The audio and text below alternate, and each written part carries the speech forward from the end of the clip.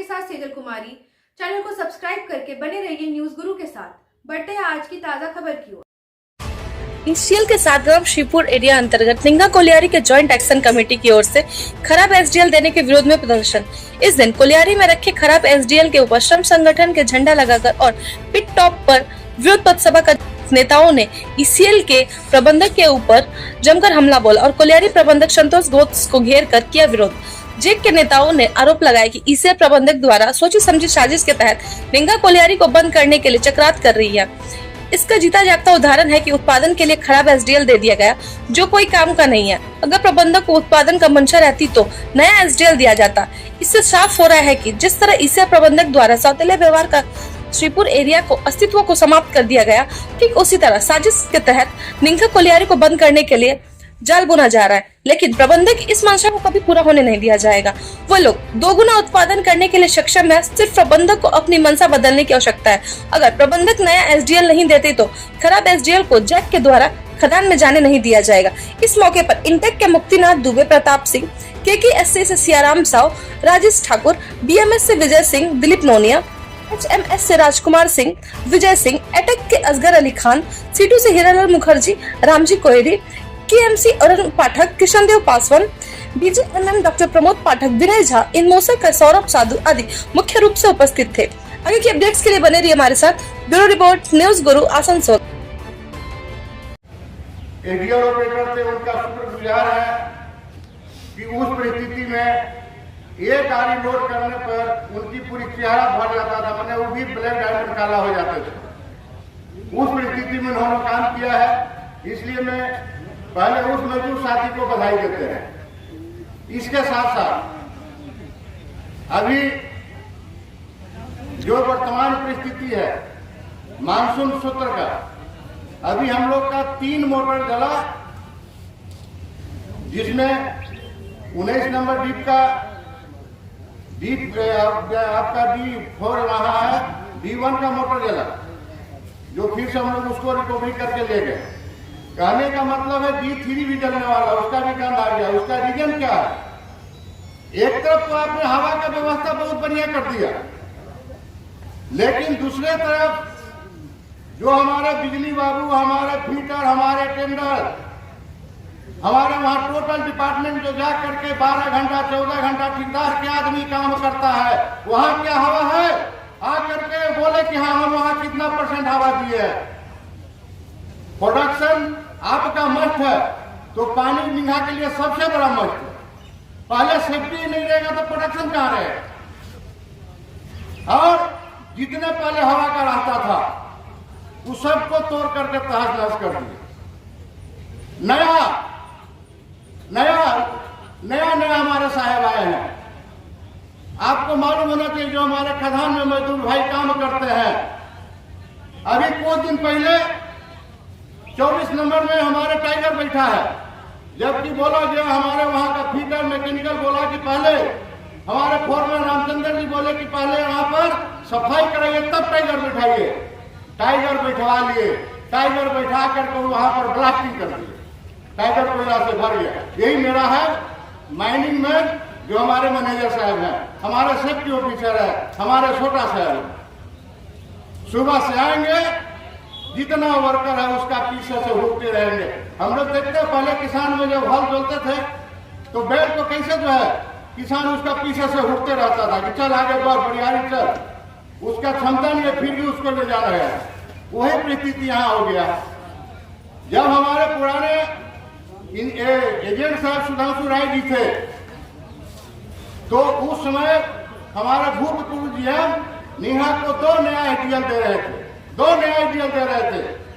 लेकिन हमारे निहा का दुर्भाग्य है कि हमारे मैनेजर साहब उस समय नया एटीएल नहीं लिए और यह जो पुराना एटीएल है जो चलने वाला नहीं है उसको किस तरह चेक कर करके और निहा में उसको ड्राइव किए। क्यों लिए? क्या इंडियन का ही सारा दोष है? क्या हमारा जिम्मेदारी बना हुआ है कि हम इसको रोके? आपने खराब माल को क्यों एक्सेप्ट किया? जैसे ही मास में हमारा एटीएल लगेगा 160 गाड़ी प्रोडक्शन चाहिए, 160 गाड़ी नहीं देंगे, बोलेगा कि निंगा को बंद करो। इलेक्ट्रिक वाला जो हमारा वेंडर लगने वाला है बोला नहीं देंगे, वह निकम्मा कॉलेज हम क्यों देंगे? 2 एटीएल में हमारा जो है 160 गाड़ी, 100 गाड़ी, 120 गाड़ी नहीं कर रहा है। तो साथ ही कहने का मतलब है कि हमारे जितने पंप ऑपरेटर, जितने हमारे टेंडर यहाँ पर जितने हैं, आप उनसे पूछिए मेरे भाई, क्या वहाँ हवा है? आप लोग बोलिए, जो काम करने जाते वहाँ हवा है? वहाँ आदमी मर जाएगा। और आज हम इस गेट मीटिंग के माध्यम से बोलते हैं कि अगर मेरा एक मजदूर को, एक भी मजदूर को खरोच लगा डीप में, तो हम मैनेजमेंट को चैन से बैठने नहीं देंगे। इसके लिए जान मेरा चला जाए, लेकिन उनको भी बलिदान दे देंगे। वहां हमारे पुराने जो पार्वत्य पड़े हैं, कहने का मतलब है कि हमारे 2 पंप गया हुआ है रोटी बाटी में, पंप गया हुआ है, तो पंप का लाने वाला क्या है, रिपेयरिंग क्या करवा रहा है? पंप को तो मंगाना चाहिए। अगर पंप आएगा, अगर पंप को मैकेनिकल फोरमैन के तरफ से, इंजीनियर के तरफ से, या हमारा फीटर टेंडर के तरफ से हम चालू नहीं करेंगे तो दोषी हम है। आप तो माल ही नहीं दे पा रहे हो, आप खाना दे नहीं रहे हो, बोलता तुमको खाना होगा। तो पहले खाना दीजिए, उसके बाद आप होंगे रिक्वायरमेंट मांगिए। खाना देने के लिए तैयार नहीं है, और आकर के ऊपर से सुबह में आएंगे, हो सकता है कि उनका घर में लड़ाई हुआ होगा, वो लड़ाई जो सारा मजदूर के ऊपर में झोंक देते हैं। चलो चला जो है तो वही साथी, यह चलने वाला नहीं है।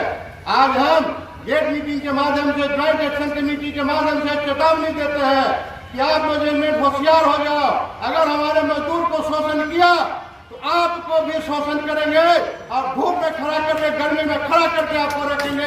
आप जान लो, मजदूर विरोधी नीति है, जिसके अंतर्गत बढ़िया बढ़िया खदान जहाँ लक्ष्य के मुताबिक हम उत्पादन कर सकते हैं, वैसे खदानों को बंद किया जा रहा है और एमडीओ मोड में दे करके सरकारीकरण का नष्ट किया जा रहा है। दूसरे तरफ मजदूर विरोधी नीति जो है, हमारे मजदूरों के ऊपर तलवार लटका हुआ है।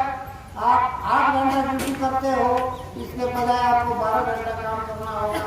ये कानून ऑलरेडी बन चुका है और लागू होना भी शुरू हो गया है।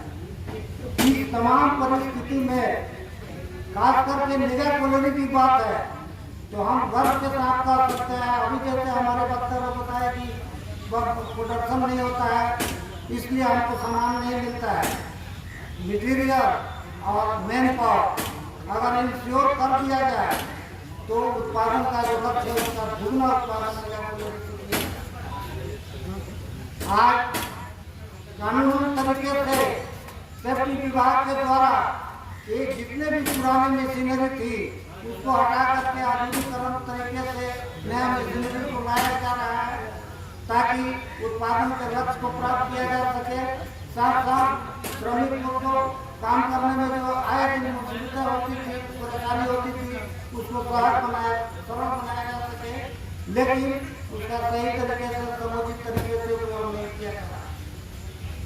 वाइंडर का जहाँ तक बात है, बहुत दिनों से हम लोग लड़ रहे थे, खुशी की बात है कि उसका अप्रूवल हो गया, लेकिन कागज पत्र में अप्रूवल होने के बाद जो पहल होनी चाहिए वो सीधे सीधे धीमा पड़ा हुआ है। इसमें हम लोग का दायित्व है, इस चीज को लेकर के जीएम स्तर पर हो या हेडक्वार्टर स्तर पर हो, हम लोग इसको लाने की कोशिश करें। अपने अधिकार के प्रति जागरूक रहना है और हमको लड़ाई के मैदान में तत्पर रहना है कि जैसे जरूरी पड़े हम अपना आवाज बुलंद करें, तभी जा करके हम लोग इस पर काबू पा सकते हैं। आया है यहाँ पर वो खाना पूर्ति करने के लिए एक सर्वे किया हुआ मशीन है, इस पर इसका टारगेट फिक्स रहता है कि एक मशीन का क्या परफॉर्मेंस है, कब एक कमीशन हुआ तो मशीन इसके विषय में बात करना चाहिए था। मैं इस पर कोई ध्यान दिया, ले आकर के यहाँ रख दिया, हमारे माथे पर ठोक दिया। इससे होगा क्या, कॉस्ट बढ़ेगा और प्रोडक्शन का जो लक्ष्य है उसको हम हासिल नहीं कर पाएंगे।